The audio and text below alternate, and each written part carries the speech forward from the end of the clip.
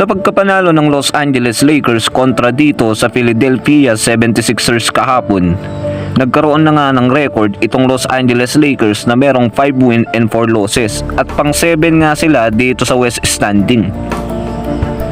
Sa game nga na to, nagtala itong si Anthony Davis na merong 31 points, 9 rebound, 4 blocks at 3 assists.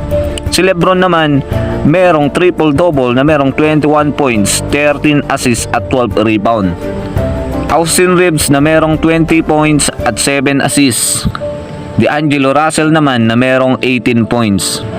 Ayon nga dito sa kanilang head coach na si JJ Redick, desperado nga daw sila manalo bawat game dahil ayaw nilang maulit yung mga nakaraang season na naghihirap pa sila na mapunta dito sa play-in tournament para lang makasecure ng 7 o 8 spot dito sa standing nang makapasok lamang dito sa playoffs. Kaya nga daw gagawin niya lahat para makakuha ang LA Lakers at hindi na mapunta dito sa play-in tournament. Sa MVP ladder nga din, nangunguna itong si Anthony Davis dahil nagtatala si Anthony Davis ngayon sa kanilang 9 games na meron siyang 32 points at 10.5 rebound per game na merong 3.2 blocks at 3.3 assists.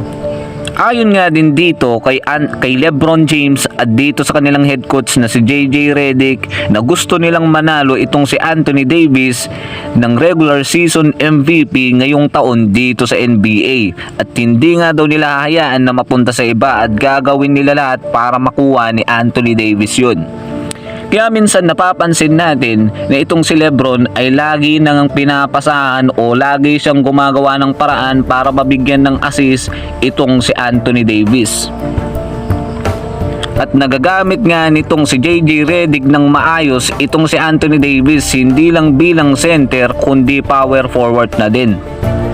Para sa inyo, makukuha kaya ni Anthony Davis yung regular season MVP ngayong taon na to dito sa NBA? So i-comment na yan sa baba at aking babasahin.